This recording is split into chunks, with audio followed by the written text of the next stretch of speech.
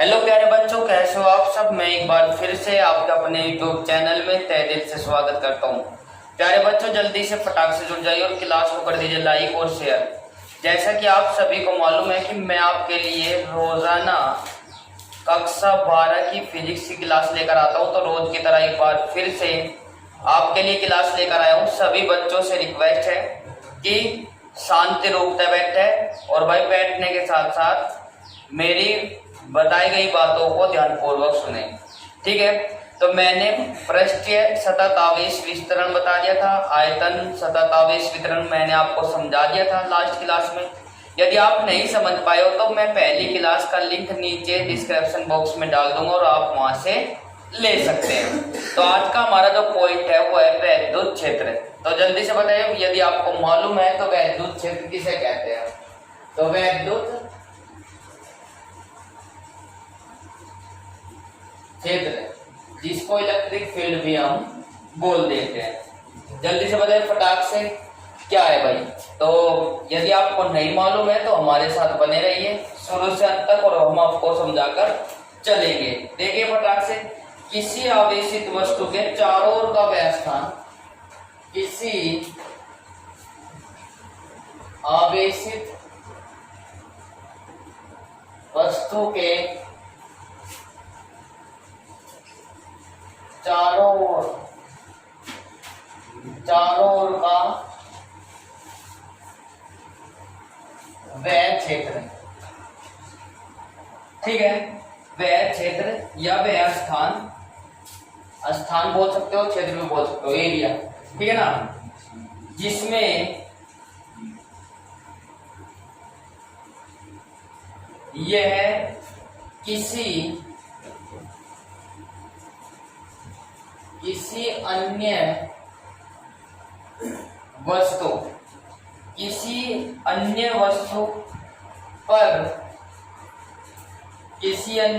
पर बल लगाती हो,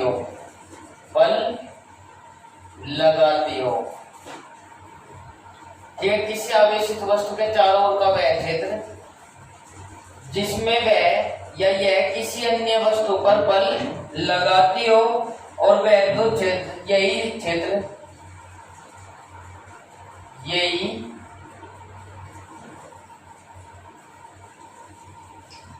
उन वस्तु का या यही क्षेत्र वैद्युत क्षेत्र कहलाता है। वैद्युत क्षेत्र कहलाता है। आया ना। उम्मीद करता हूं कि आपको ये बात समझ में आ गई होगा, ठीक है। नेक्स्ट इससे चलते हैं। वैद्युत क्षेत्र जो होता है किसी भी दिशा में अलग अलग नहीं होता, तो यहाँ पे लिख देंगे वैद्युत क्षेत्र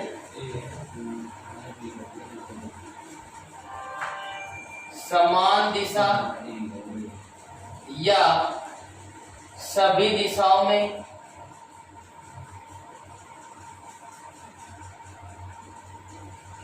समान होता है।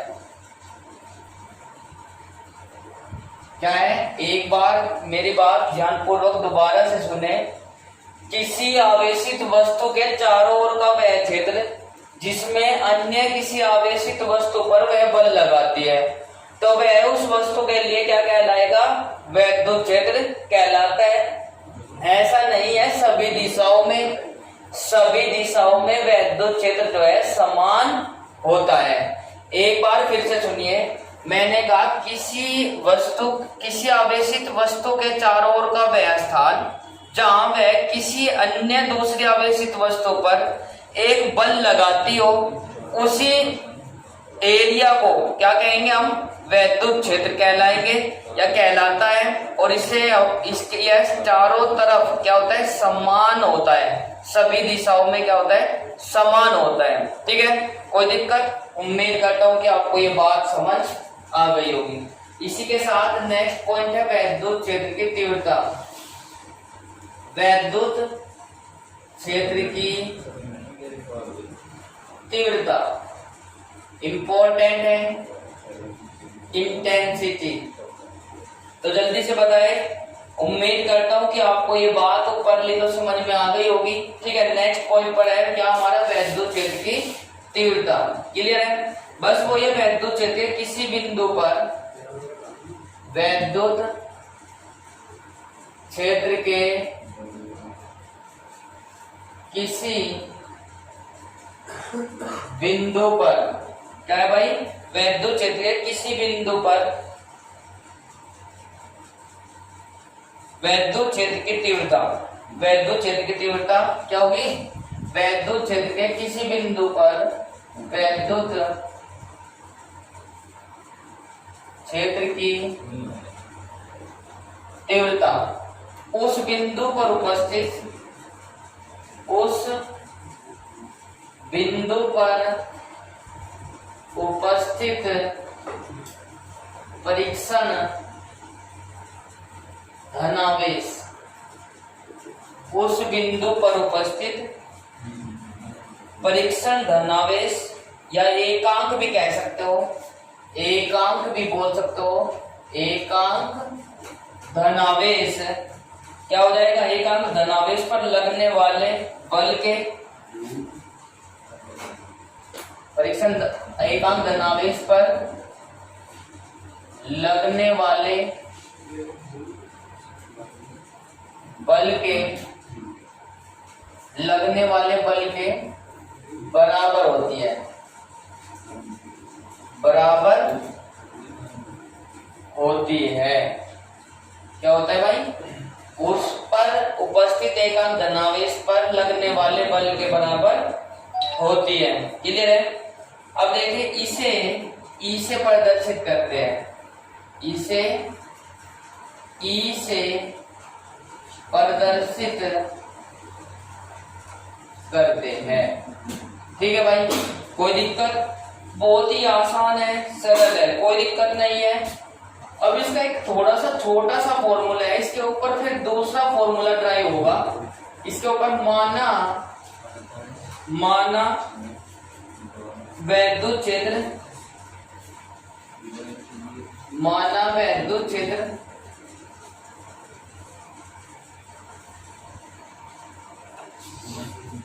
के किसी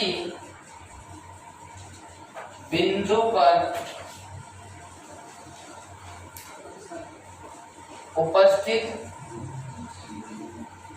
एकांक धनावेश Q0 तथा उस पर लगने वाला बल F है, तब वैद्युत क्षेत्र की तीव्रता। तो प्यारे बच्चों, जैसे कि मैंने कहा कि वैद्युत क्षेत्र ई हो जाएगा, ई से रिप्रेजेंट करते हैं वैद्युत क्षेत्र को, ठीक है ना। ई किसी बिंदु पर वैद्युत क्षेत्र की तीव्रता, तो इसमें क्या हो जाएगा, एफ लगने वाला बल हो जाएगा, तो वैद्युत क्षेत्र की तीव्रता हो जाएगी ई। अभी अभी मैंने बताकर आया हूं, तो E equals to F upon Q naught. Clear है, यहां तक का बताइए, कोई दिक्कत है कि नहीं। E equals to F upon Q naught वैद्युत क्षेत्र की तीव्रता का फॉर्मूला हो जाएगा। अब बात कर लेते हैं इसका मात्रक, वैद्युत क्षेत्र की तीव्रता का मात्रक बिल्कुल पूछा जाता है भाई, पूछा जाता है, तो क्या हो जाएगा, ध्रुव मात्रक हो जाएगा। कैसे निकालते हैं, देखिए भाई, एक बार बस शांत बैठे, प्लीज रिक्वेस्ट है सभी से ही, क्लास को ड्रॉप नहीं करना है बिल्कुल भी। देखिए आज का बल की यूनिट क्या है भाई, जल्दी से बताएं। बल की यूनिट है न्यूटन, ठीक है भाई। और दूसरा क्या है, न्यूटन। आवेश की यूनिट क्या है, कूलाम। कूलाम को हम सी से रिप्रेजेंट करते हैं, न्यूटन प्रति कूलाम भी इसका मात्रक हो जाएगा। क्या हो जाएगा, न्यूटन प्रति कूलाम। जल्दी से बताएं फटाक से, ये बात आपको समझ में आ गई कि नहीं। आपसे ये पूछा जाएगा कि वैद्युत क्षेत्र किसे कहते हैं, वैद्युत क्षेत्र की तीव्रता से आप क्या समझते हो, इसका मात्रक तथा बीमा भी बताइए। तो बच्चों, वैद्युत क्षेत्र की फॉर्मूला हो जाएगा E equals to F upon Q naught, और इसमें हो जाएगा वैद्युत क्षेत्र की तीव्रता हो जाएगा, तीव्रता का मात्रक हो जाएगा न्यूटन प्रति कूलम। और बीमा देखिए फटाक से, बीमा कैसे निकालते हैं, एक बार फिर से देखें कैसे निकालते हैं। बल की बीमा क्या होती है भाई, मैंने अपनी पहली क्लास में बताया हुआ है, ml t की घात माइनस के 2। और वेक्टर कूलम की बीमा क्या बताई थी, सभी को बताइए जल्दी से फटाक से। कूलम की बीमा क्या बताई थी, AT। अब इसको क्या करेंगे, ml t की घात माइनस के 3 हो जाएगा, क्योंकि एक पावर या पॉजिटिव है, ऊपर जाकर कहीं की हो जाएगी माइनस की, माइनस के 2 और माइनस के 1 ऐड हो जाएंगे, 3 हो जाएगा, और ये हो जाएगा माइनस के 1। बिल्कुल सब बात जो बच्चे ml t की घात माइनस के 3 और A इनवर्स बता रहे हैं उनकी बीमा सही है। अब बात कर लेते हैं, देखो मैंने कहा कि जब ये फॉर्मूला आएगा तो जब बच्चों को पता नहीं होता है बच्चों कि हमें को कैसे पता चलेगा कि सर यही फॉर्मूला लगेगा, क्योंकि मैं वैद्युत क्षेत्र की तीव्रता के 2-3 फॉर्मूले बताने वाला हूं। अभी देखिए वेयर, आप इसको ऐसे लिख सकते हो, वेयर E इक्वल्स टू वैद्युत क्षेत्र की, वैद्युत क्षेत्र की तीव्रता है, ठीक है ना। और भाई F लगने वाला बल, लगने वाला बल, यस या नो। और भाई Q नॉट हो जाएगा हमारा क्या, Q नॉट हो जाएगा एकांक धनावेश। देखो क्वेश्चन के बीच में सीधा सीधा ऐसे ही वर्ड यूज होंगे तो आपको बता देना है। उम्मीद करता हूं कि आपको ये बात क्लियर हो गई होगी। बताइए कि वॉइस और वीडियो क्लियरिटी सही आ रही है कि नहीं। एक बार यदि मेरी वॉइस और वीडियो क्लियरिटी सही आ रही है तो तुम इंप्रेशन जरूर दिखा दे। और यदि आपको क्लास अच्छी लग रही है और आप रोजाना क्लास लेना चाहते हैं तो चैनल को लाइक और सब्सक्राइब जरूर कर ले और ज्यादा से ज्यादा शेयर करें, ताकि आपके आस पड़ोस के जितने भी भाई या बहन है हमारी छोटे, तो जो भी मतलब की फिजिक्स की क्लास अभी तक की नहीं चालू हुई है जिनकी, वे ले सके। खैर एक बार फिर से रिपीट कर देता हूँ, वैद्युत क्षेत्र, मेरे साथ साथ बोलिए जल्दी से फटाक से। किसी आवेशित वस्तु के चारों ओर का वह क्षेत्र जो अन्य किसी आवेशित वस्तु पर एक बल लगाती हो या अन्य किसी वस्तु पर बल लगाती हो, ठीक है, जहां इसका बल लगाती हो, और यही क्षेत्र क्या कहलाता है, वैद्युत क्षेत्र कहलाता है। क्योंकि एक हर चीज के एक यूनिट है। मैं आपको समझा दूं, मान कर चलो कोई एक वस्तु या A है और ये कोई अन्य वस्तु B है, इस पर कोई आवेश है Q1 और इस पर Q आवेश है Q2। देखो आपको एक ऐसा क्षेत्र एरिया होगा जहां इसका आप फील करोगे कि हाँ इसके कारण मैं एक अट्रैक्शन या रिपल्शन फोर्स को फील करोगे आप लोग। और ये एरिया खत्म होने के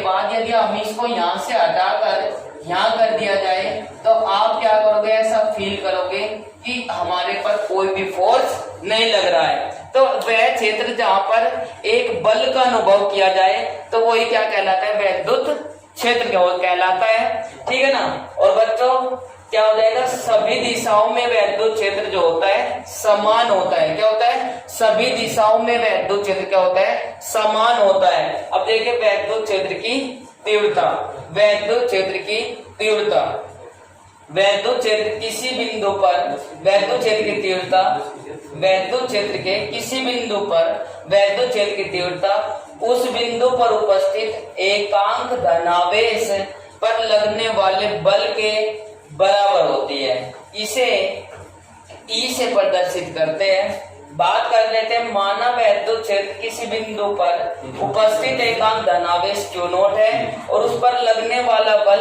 F है, तब वैद्युत क्षेत्र की तीव्रता का फॉर्मूला क्या हो जाएगा, E equals to F upon Q naught हो जाएगा। E equals to F upon Q naught हो जाएगा।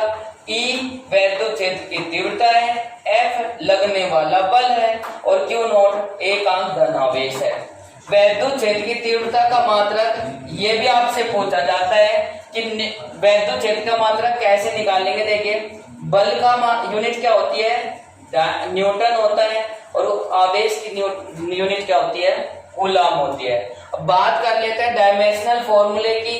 बीमा, वैद्युत क्षेत्र की बीमा कैसी हो जाएगी, बल की बीमा क्या होती है, ml t की घात माइनस 2 होती है और आवेश की बीमा क्या होती है, 80। अब देखो m और m तो जुड़गा, तो d को जैसे ही नीचे वाले को ऊपर ले जाएंगे तो कहीं का हो जाएगा माइनस के 2 और माइनस का 1 कितना हो जाएगा, -3 हो जाएंगे। और a जिसकी पावर कुछ नहीं होती है उसकी पावर कितनी होती है, 1 होती है, तो a इनवर्स हो जाएगा।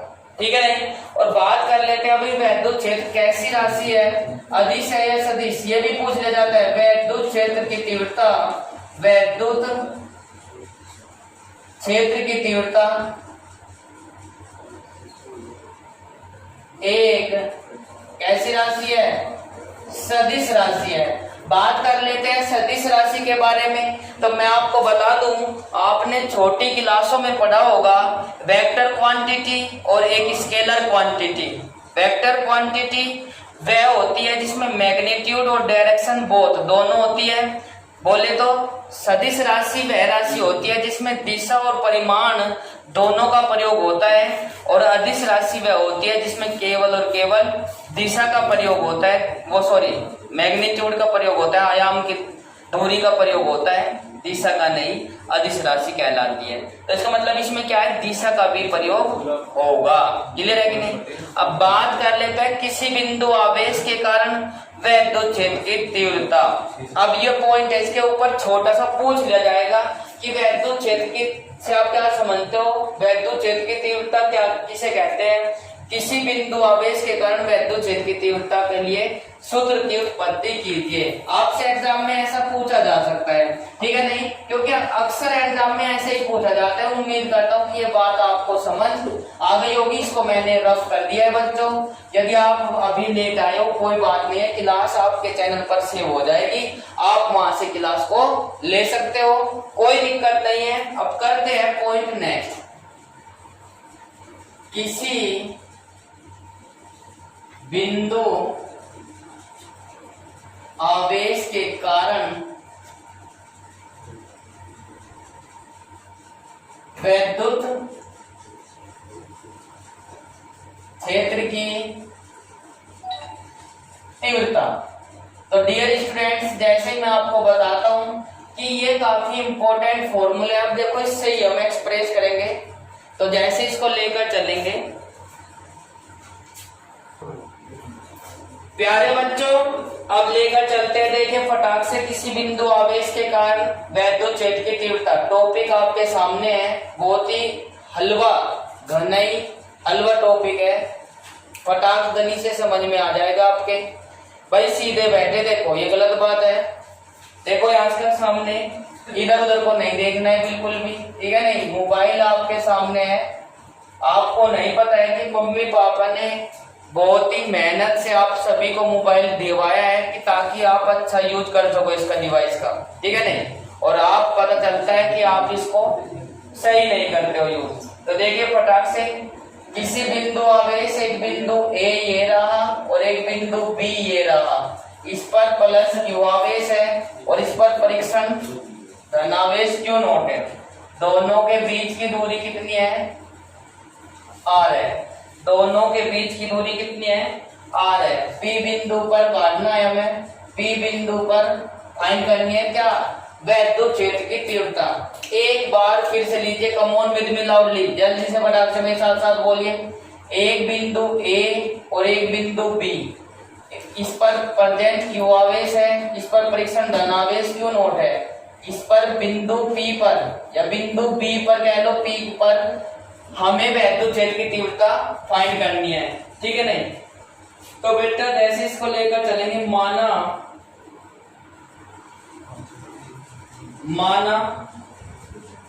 प्लस क्यू आवेश से, माना प्लस क्यू आवेश से आर दूरी पर एक बिंदु P है, जिस पर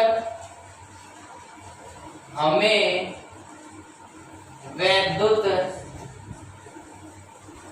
क्षेत्र की तीव्रता ज्ञात करनी है, तीव्रता ज्ञात करनी है। मैंने कहा अपने पास से कुछ भी नहीं रखना है, बस आपको केवल और केवल ये डायग्राम याद रखना है, इससे ही सारी चीज आप लिख सकते हो। यदि आप बच्चे अक्सर क्या करते हैं, मुझे मालूम है कि आप हिंदी ज्यादा रखते हो, ठीक है ना, इसकी लैंग्वेज रख लोगे, डायग्राम पर फोकस नहीं करते हो। और मैंने कहा कि डायग्राम यदि आपके माइंड में है तो ये सारी की सारी चीज आप अपने तरफ से लिख सकते हो, ठीक है। इतनी कोई ज्यादा प्रॉब्लम वाली बात नहीं है इसमें। तो देखिए फटाक से मैंने कहा, माना कोई एक परिच्युत धनावेश से r दूरी पर एक बिंदु P है जिस पर हमें वैद्युत क्षेत्र की तीव्रता ज्ञात करनी है। तो प्लस Q पर तब प्लस Q आवेश के कारण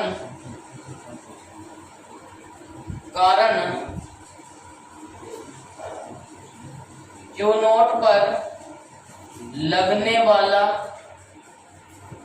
बल, जल्दी से फटाक से बताइए। मैंने आपको बताया हुआ था प्लस Q आवेश के कारण Q नोट पर लगने वाला बल।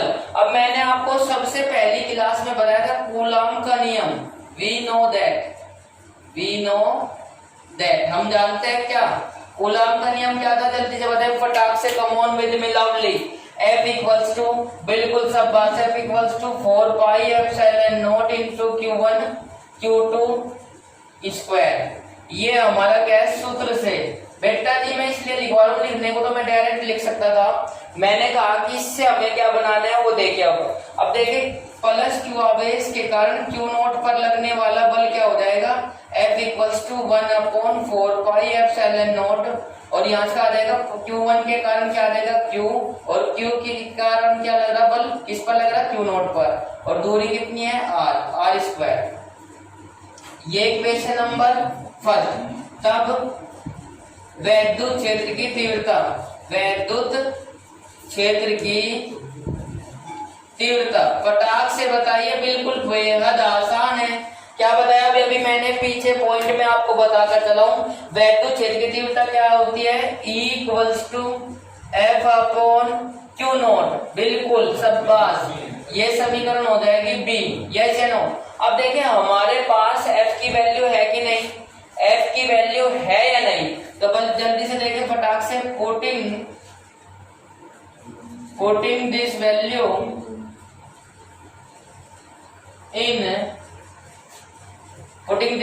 of F in equation B, यह फॉर्मूला B भी लिख सकते हो, कोई दिक्कत नहीं है, इसमें हिंदी वाले भी लिख सकते हैं, कोई दिक्कत नहीं है। देखो यहाँ से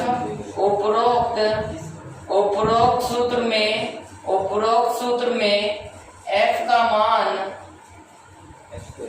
B में रखने पर उम्मीद करता हूं कि आपको क्लियरिफाई हो गया होगा। देखिए फटाक से, E इक्वल्स टू F का मान कितना है, ये रहा, E equals to F upon Q naught था, और F की वैल्यू कितनी है, ये रही। तो बच्चों इसको क्या कर देंगे, 1/4 pi epsilon not Q into Q naught upon R square, और डिवाइड वाली लाइन ये रही क्या, R स्क्वायर। अब देखिए इसको हम लेकर चलेंगे इंटरनल और एक्सटर्नल, बिल्कुल ये यहाँ पे है Q नोट, ठीक है भाई, इंटरनल और एक्सटर्नल।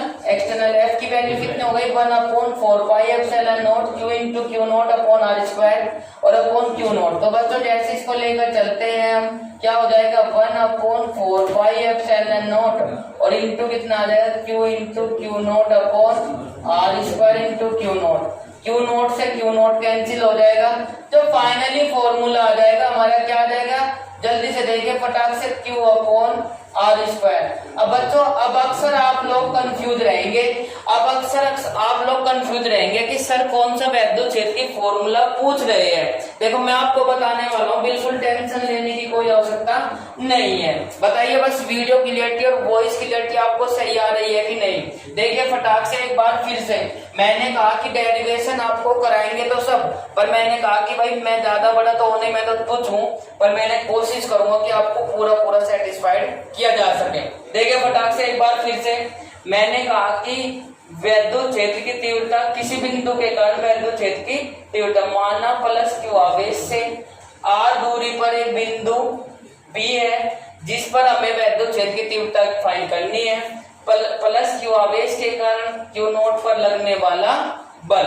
तो बच्चों बल दो जब था तो देखे एक Q और एक Q नोट, तो कितना हो गया, 2 हो गए। तो 2 के कारण कितना था, 2 बिंदु आवेश के बीच लगने वाला बल। कूलम का नियम था F 1/4 pi epsilon naught into Q1 Q2 upon r square. इस सूत्र से Q1 बराबर तो है Q, Q2 बराबर है Q नॉट और बाकी की डिस्टेंस आ रही है, तो आप लोग इससे कर सकते हो। तब वैद्युत क्षेत्र की तीव्रता E equals to F upon Q not. जब putting this value of F in equation number B and we get at सोन, उपरोक्त सूत्र में F का मान B में रखने पर जैसे इसको वैल्यू B में रख देंगे तो E इक्वल्स टू देखो मैंने कहा कि बिल्कुल टेंशन लेने की कोई आवश्यकता नहीं है। आप कमेंट्स पर ध्यान मत करें, कमेंट तो आपको जब समझ में आ जाएगा तब करना है, समय मिलेगा बिल्कुल। पहले आपको रीड मेरे सामने ध्यान देना है बोर्ड पर, ठीक है ना। देखो E equals two upon Q not, तो E की वैल्यू ये रही, F की वैल्यू ये रही, तो F और ये डिवाइड वाली लाइन ये रही। तो बच्चों जैसे इसको करते हैं तो आप इसको ऐसे करेंगे, टेंशन लेने की कोई आवश्यकता नहीं है, लंबी होनी चाहिए। अब Q नॉट ये रहा, जिसके अपोन कुछ नहीं होता उसके अपोन क्या होता है, 1 होता है। और इसको इंटरनल और एक्सटर्नल कर लेंगे। E equals to Q naught से Q नॉट कैंसिल हो जाएगा, जो फाइनली फॉर्मूला आ जाएगा वैद्युत क्षेत्र की तीव्रता। वैद्युत क्षेत्र की तीव्रता क्या आ जाएगी, E equals to 1/4 pi epsilon not Q upon r square हो जाएगा। यस या नो? उम्मीद करता हूँ कि आपको ये बात समझ आ गई होगी। फाइनली क्लास कैसी लग रही है तो आप प्लीज कमेंट सेक्शन में अब बताएं कि यदि अच्छी लग रही है तो प्लीज लिख सकते हो अपने माइंड के, और यदि अच्छी नहीं लग रही है तो वो भी बताइए, क्योंकि हम अपने आप को इम्प्रूव करेंगे ताकि आपको अच्छा से अच्छा दिया जा सके। ठीक है, तो इसको रफ कर देता हूँ बच्चों, नेक्स्ट पॉइंट पर चलते हैं। ठीक है, नेक्स्ट पॉइंट पर चलते हैं। क्लास आपकी प्ले लिस्ट पर सेव हो जाएगी, क्लास 12 फिजिक्स।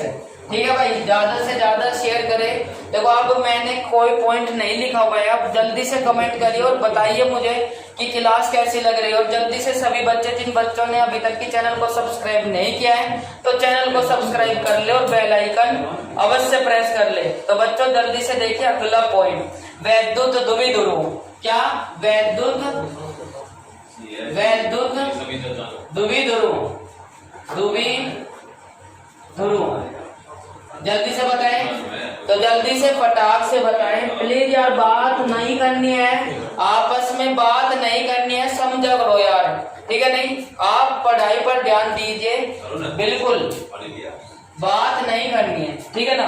अब देखिए अगला, वैद्युत द्विध्रुव। वैद्युत द्विध्रुव किसे कहते हैं, देखिए फटाक से। तो भाई यदि दो बराबर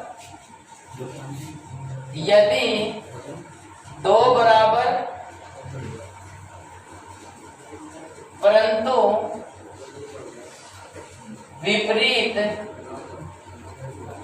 प्रकृति के आवेश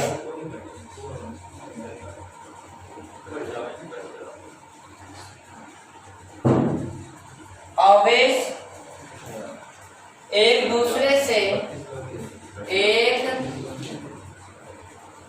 दूसरे से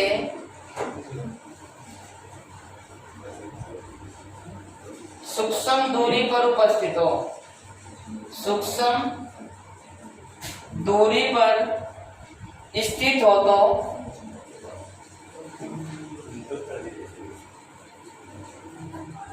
तो क्या कहलाते हैं, यह निकाय क्या कहलाता है, एक दूसरे से सूक्ष्म दूरी पर हो तो यह निकाय द्विध्रुव कहलाता है, या वैद्युत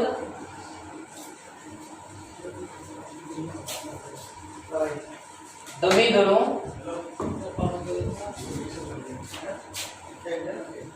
कहलाता है। ठीक है, नहीं वैद्युत द्विध्रुव कहलाता है।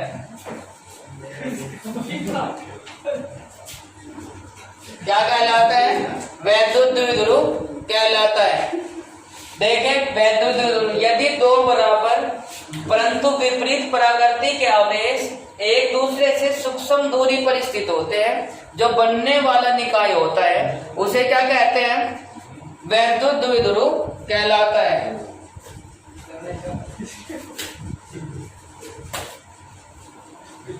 तो जल्दी से देखिए फटाक से। अब चलते हैं वैद्युत द्विध्रुव आघूर्ण। वैद्युत द्विध्रुव आघूर्ण, वैद्युत द्विध्रुव आघूर्ण। देखो बच्चों, मैं आपको बता देता हूं, जो मैंने पिछले पॉइंट मैंने पढ़ाए हुए हैं वे उनका तो यूज होगा ही होगा, जो नए आने वाले हैं उनका भी होगा। अब देखो ये नया पॉइंट है, इसमें थोड़ा सा अलग फॉर्मूला होगा और इसके साथ फिर नेक्स्ट फॉर्मूले में जो यूज होगा, अक्षय स्थिति में वैद्युत क्षेत्र की तीव्रता जब निकालेंगे तो इस पॉइंट का भी हमारा यूज होगा। इसीलिए मैं आपके सामने पहले ये लेकर आया हूं। तो जल्दी से देखिए फटाक से, एक बार फिर से रिपीट कर देता हूं। वैद्युत द्विध्रुव किसे कहते हैं? यदि दो बराबर परंतु विपरीत परावर्ती के आवेश एक दूसरे से सूक्ष्म दूरी पर हो तो यह निकाय वैद्युत द्विध्रुव कहलाता है। अब बात कर लेते हैं वैद्युत द्विध्रुव आघूर्ण। ठीक है, वैद्युत द्विध्रुव आघूर्ण क्या होता है भाई? देखिए, वैद्युत द्विध्रुव आवेशों को हम वैद्युत द्विध्रुव आवेशों को हम क्या लिख सकते हैं? प्लस क्यू व माइनस क्यू तथा उनके बीच की दूरी, तथा उनके बीच की दूरी क्या हो जाएगी? 12। वैद्युत द्विध्रुव आवेशों को हम प्लस क्यू व माइनस क्यू तथा उनके बीच की दूरी, सूक्ष्म दूरी को क्या लिख देंगे भाई? 12 लिख देंगे। 12 लेते हैं, 12 लेते हैं। बिल्कुल टेंशन लेने की कोई आवश्यकता नहीं है, बस आपको थोड़ा सा फोकस करने की आवश्यकता है और आप हमारे साथ बस बने रहे रोजाना। मैंने कहा कोर्स को फिनिश करा देंगे अच्छे तरीके से। अब देखिए, वैद्युत द्विध्रुव के किसी एक बिंदु के बिंदु आवेश, वैद्युत द्विध्रुव के किसी एक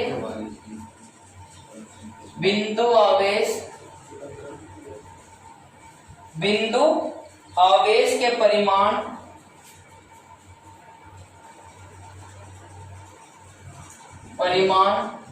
तथा उनकी बीच की दूरी के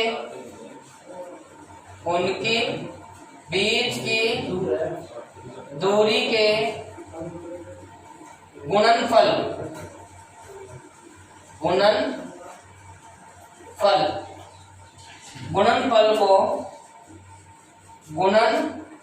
को वैद्युत द्विध्रुव आघूर्ण कहते हैं। इसे P से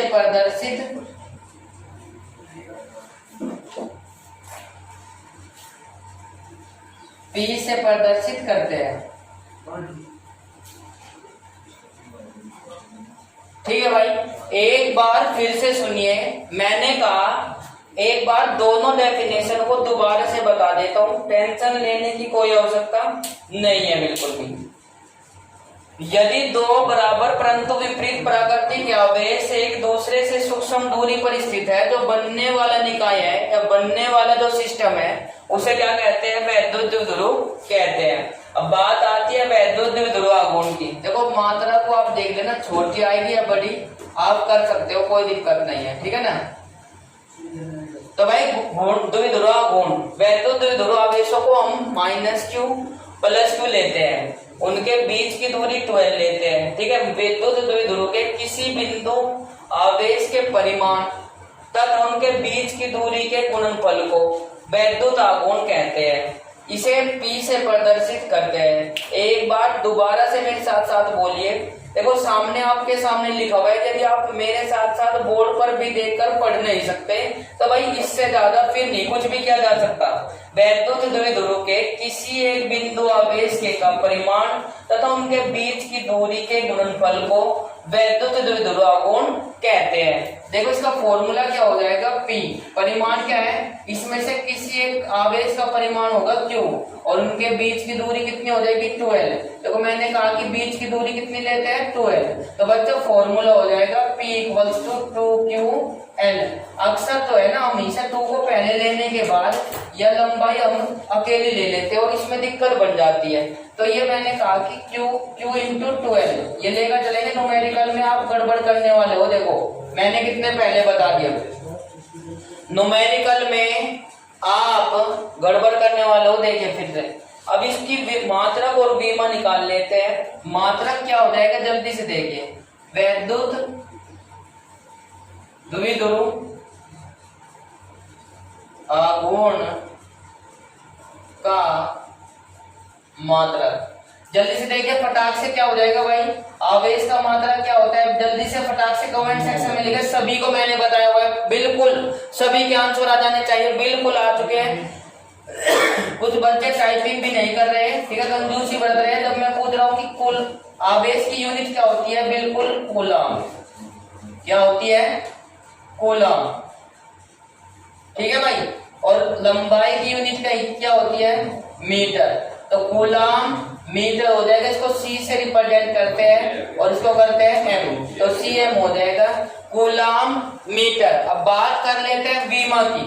वीमा क्या हो जाएगी, वीमा देखिए, वीमा क्या हो जाएगी, वैद्युत द्विध्रुव आघूर्ण की आवेश की वीमा होती है AT, यस या नो, और लंबाई की वीमा होती है L, तो इसका हो जाएगा ALT, ALT या LAT भी होता है, क्योंकि हम सबसे पहले M या L को लिखते हैं, LAT भी हो जाएगी, ये इसकी सीक्वेंस हो जाएगी, ठीक है ना।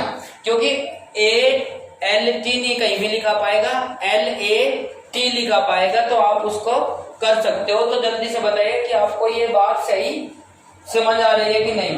अब बात कर लेते हैं कैसी राशि है, कैसी राशि है, वैद्युत द्विध्रुव आघूर्ण कैसी राशि है, सदिश राशि है। कैसी राशि है, सदिश राशि है। मैंने अभी आपको बताया कि सदिश राशि किसे कहते हैं, तो सदिश राशि को मैं आपको बताकर चल चुका हूं। उम्मीद करता हूं कि आपको ये बात समझ आ गई होगी। अब बात कर लेते हैं अगले पॉइंट के बारे में। उम्मीद करता हूं कि यहाँ पे आपको ये बात क्लियर हो गई होगी। एक बार फिर से सुनिए, मैंने कहा कि वैद्युत द्विध्रुव किसे कहते हैं, मेरे साथ साथ बोलिए।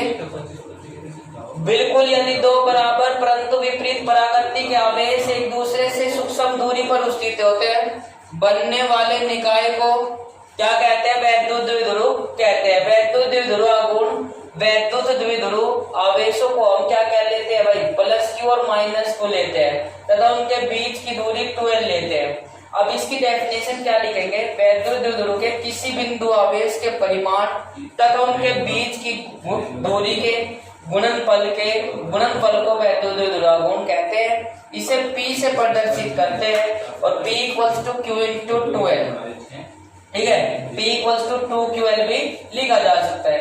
वैद्युत द्विध्रुव आघूर्ण का मात्रक क्या हो जाएगा, CM हो जाएगा, कूलम मीटर, ठीक है ना। और वीमा क्या हो जाएगी, LAT हो जाएगी। वैद्युत द्विध्रुव आघूर्ण कैसी राशि है, बिना पूछे बिना बताए ये सब चीज आपको देनी है उसमें। यदि आपको अपने अच्छे मार्क्स लाने हैं, तो यदि आपको अपने अच्छे मार्क्स लाने हैं तो आपको वो पूछेगा कि वैद्युत द्विध्रुव किसे कहते हैं, वैद्युत द्विध्रुव आघूर्ण से आप क्या समझते हो, तो आपको ये सब चीज उसमें देनी होगी। कभी आप ये कह दें कि उन्होंने तो डेफिनेशन कहा था, फॉर्मूला या फिर ये तो मात्रक या बीमा तो पूछी ही नहीं थी, ठीक है ना। तो आपको बिना बताए या बिना उसको पूछे देना है, ठीक है। ये सभी चीज कितना टाइम लगेगा भाई लिखने में, थोड़ा सा समय लगता है।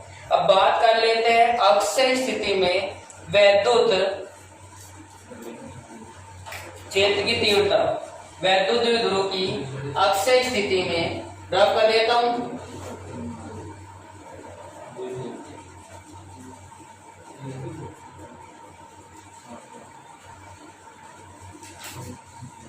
देखिए भाई, वैद्युत द्विध्रुव की अक्षीय स्थिति में वैद्युत क्षेत्र की तीव्रता, बिल्कुल मैंने कहा ये पॉइंट थोड़ा बड़ा है, बता दीजिए वैद्युत द्विध्रुव की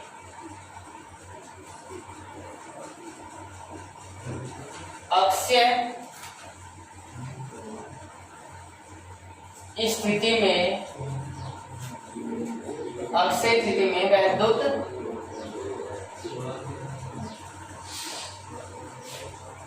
क्षेत्र की तीव्रता, बिल्कुल आपको बिल्कुल भी घबराने की कोई आवश्यकता नहीं है। मोस्ट इम्पोर्टेंट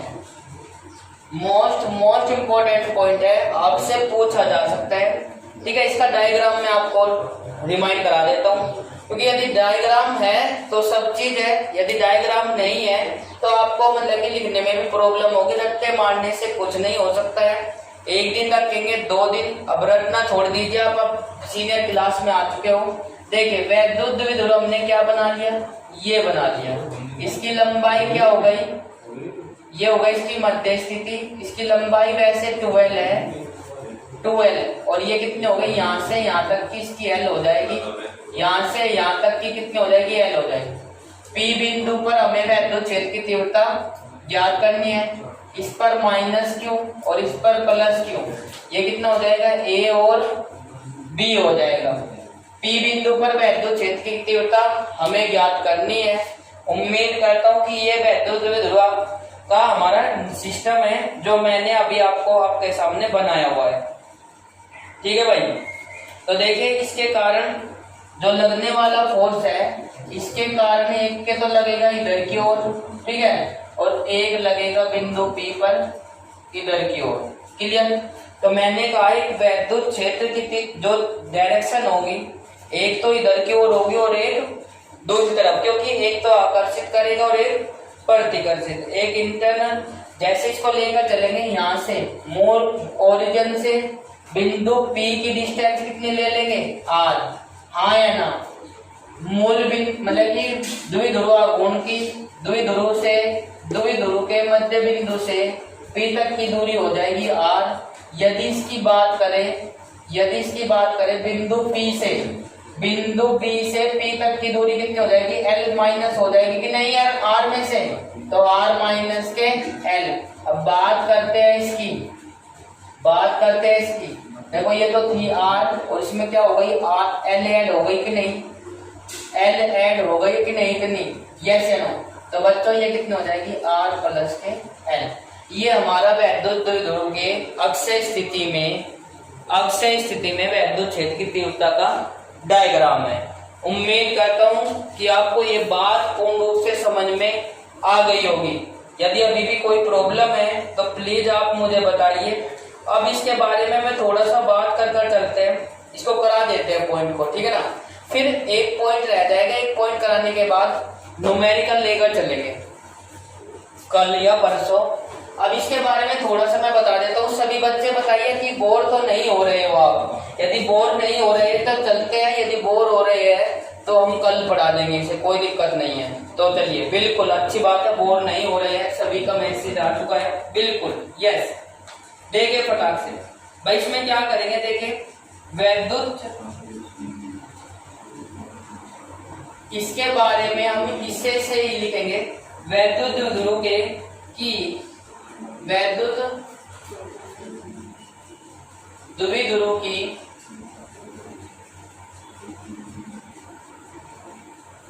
अक्षीय स्थिति में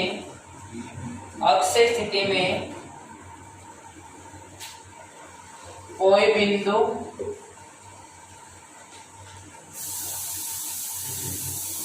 P है। देखो ये रखते नहीं, मानने हैं वैद्युत द्विध्रुव की अक्षीय स्थिति यह हो गई और वो बिंदु क्या हो गया, P हो गया, जिस पर हमें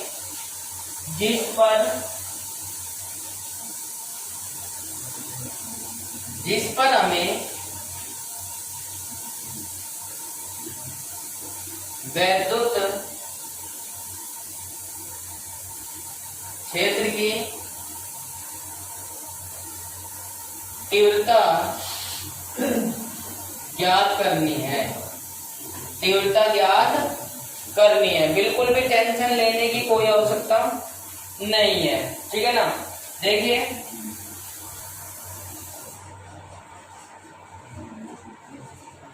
द्विध्रुव के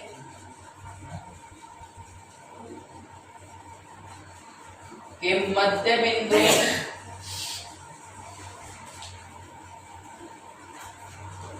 O से P की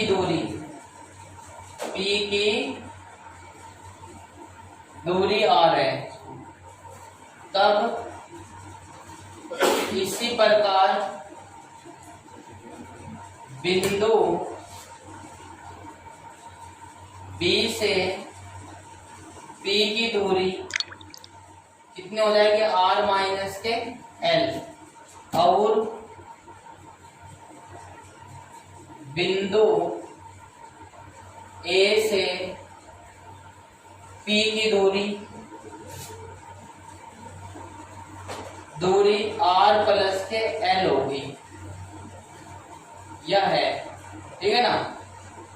तो प्यारे बच्चों मैं आपको बता देता हूं, देखिए कुछ निकलना है। देखिए ये मध्य बिंदु O है, इससे P की दूरी हो गई R, B से कितने हो जाएगी R माइनस के L, और इससे हो जाएगी 20। तो आपको उम्मीद करता हूं कि ये बात आपको समझ आ गई होगी। अब बात कर लेते हैं प्लस क्यू आवेश से। ये मैंने लिख दी है भाई, ठीक है ना। और ये एक बात फिर से मैं लिख देता हूँ, कोई दिक्कत नहीं है, यहाँ से इसको रफ कर रहा हूँ, ये आपको लिख सकते हो, कोई दिक्कत नहीं है, ठीक है ना। अब देखिए कैसे लिखेंगे, प्लस क्यू आवेश से, प्लस क्यू आवेश से बिंदु P की दूरी कितनी हो जाएगी, ये हो जाएगी R माइनस के L। इसी प्रकार माइनस क्यू आवेश से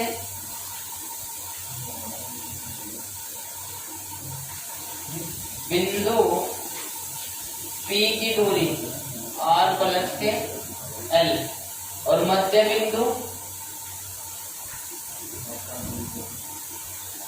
O से दूरी कितनी हो जाएगी, P की दूरी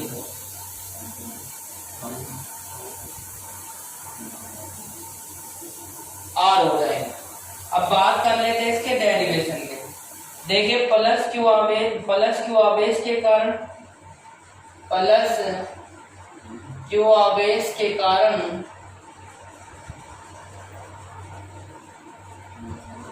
बिंदु P पर वैद्युत क्षेत्र की तीव्रता, जब बिंदु है तो मैंने कहा कि भाई एक पॉइंट अभी मैंने क्लास में कराया था कि किसी बिंदु आवेश के कारण वैद्युत क्षेत्र की तीव्रता, जब इसको लेकर चलेंगे तो इसको लेकर क्या हो जाएगा भाई, E equals to 1/4 pi epsilon naught. यदि लिखना चाहते हो तो आप लिख सकते हो QR²। ये तो हो जाएगा सूत्र, आपने पढ़ा हुआ है, यूजिंग दिस फॉर्मूला, यस। तो इसको लिखेंगे E equals to 1/4 pi epsilon not Q upon दूरी कितनी हो जाएगी, प्लस क्यू आवेश से, दूरी प्लस क्यू आवेश से कितनी हो जाएगी, R माइनस के L का होल स्क्वायर। यहाँ पे R दूरी थी उस बिंदु की, अब यहाँ से निकाले प्लस क्यू आवेश है तो सूत्र था, इसमें हो जाएगी 10। इसी प्रकार से ये हो जाएगा, E हो जाएगा माइनस क्यू आवेश के कारण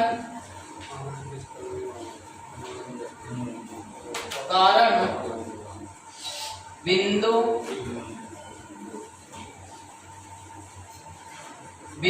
P पर वैद्युत क्षेत्र की तीव्रता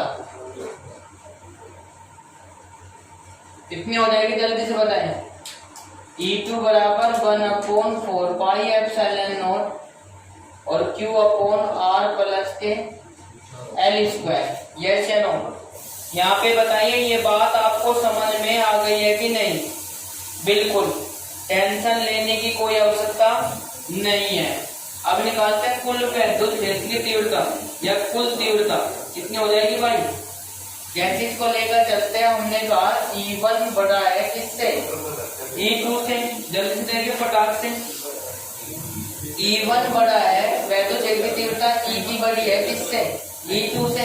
तो इसे लिख देंगे क्या, क्या लिख देंगे, E बराबर E1 माइनस के E2, E बराबर E1 माइनस के E2।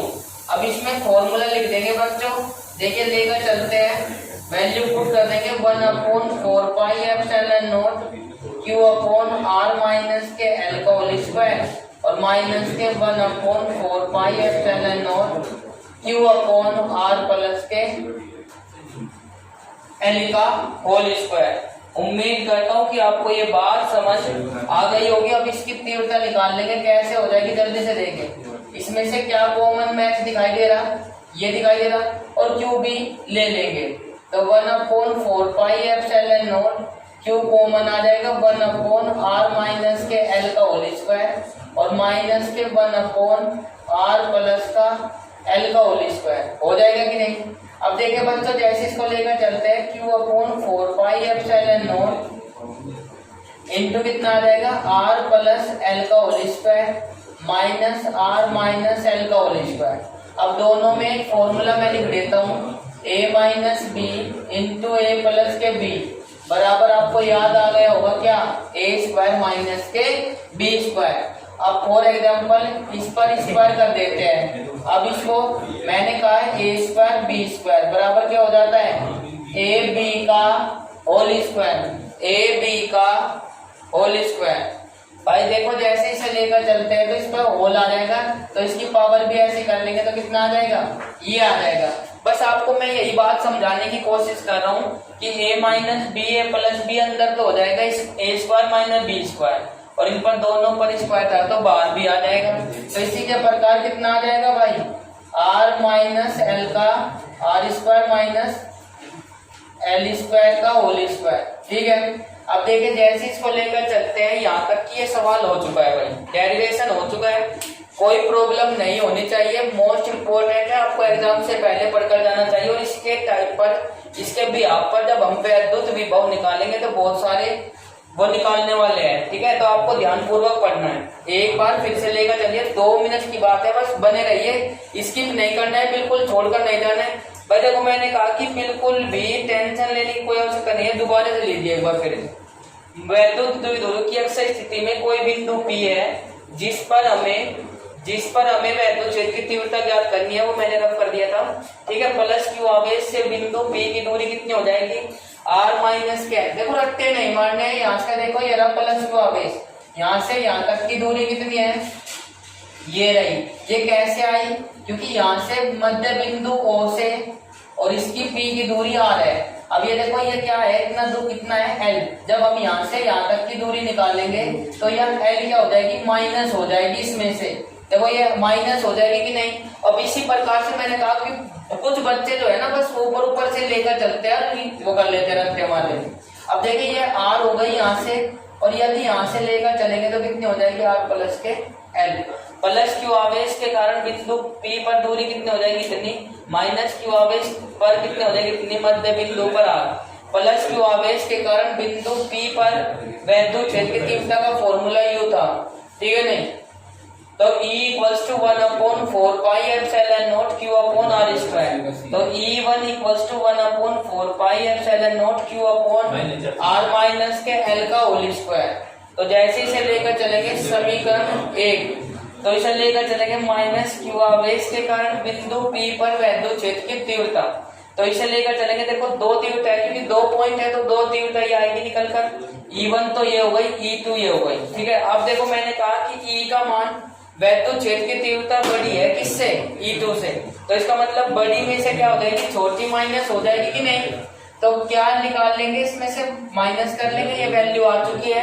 अब इसको देखिए, यहाँ से इसको रफ कर देता हूँ क्योंकि ये बात हो चुकी है अब हमारी क्लियर। अब बच्चों इसमें लेकर चलेंगे E equals to 1/4 pi epsilon naught, ये तो हो गया। और ये कितना हो जाएगा, R square plus L square plus के 2R है। 2RL, ये तो हो गया प्लस का, और इसको माइनस की खोलेंगे तो कितना आ जाएगा। चलो एक लाइन में इंक्रीज कर लेता हूँ, R² प्लस L² माइनस, अब इसकी हमें थोड़ी आवश्यकता नहीं है, तो ये कितना हो जाएगा माइनस के 2RL, और बटे कितना आ जाएगा R² माइनस के L² का होल स्क्वायर। उम्मीद करता हूँ कि ये बात आपको समझ आ गई होगी।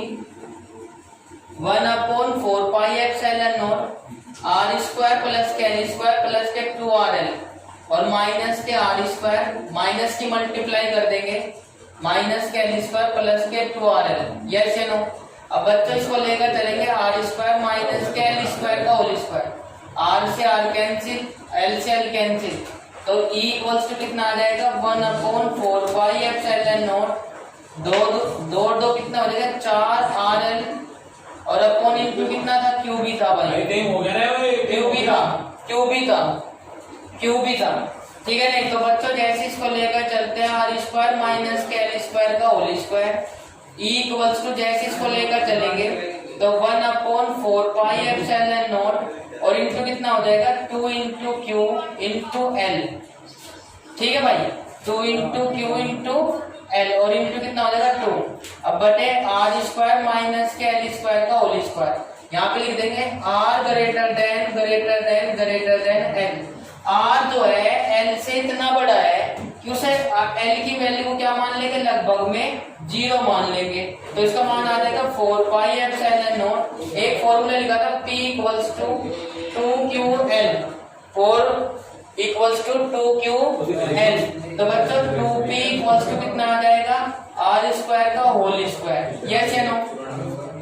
जैसे इसको लेकर चलेंगे और R भी था, ठीक है, R भी था, तो इसको लेकर चलेंगे तो कितना हो जाएगा बच्चों, इसमें लेकर चलेंगे E equals to 1/4 pi epsilon naught 2P और इंटू R बटे R की पावर कितनी हो जाएगी 4, एक पावर से एक पावर कैंसिल हो जाएगी, और इसको क्या कर लेंगे, देखिए हमारे से निकल कर आ गए वैद्युत क्षेत्र की तीव्रता अक्षय स्थिति में क्या आ जाएगी, ये आ जाएगी 2P अपॉन कितना आ जाएगा, ये आ जाएगी R की Q, ये हमारा वैद्युत क्षेत्र की तीव्रता हो जाएगी अक्षय स्थिति में। तो बच्चों ये पूरा का पूरा डेरिवेशन मैं करवा चुका हूँ, तो उम्मीद करता हूँ कि आपको ये बात समझ आ गई होगी। कुछ बच्चे बोल रहे हैं कि जाते जाते सर एक बार फिर से जमा जाए, तो बच्चों देखिए फिर से लेके मैंने जो यहाँ पे लाइन लिखी हुई थी a प्लस बी का whole square, a minus B का होल स्क्वायर एक्सप्लेन कर देंगे, एक्सप्लेन करने के बाद माइनस की मल्टीप्लाई कर देंगे,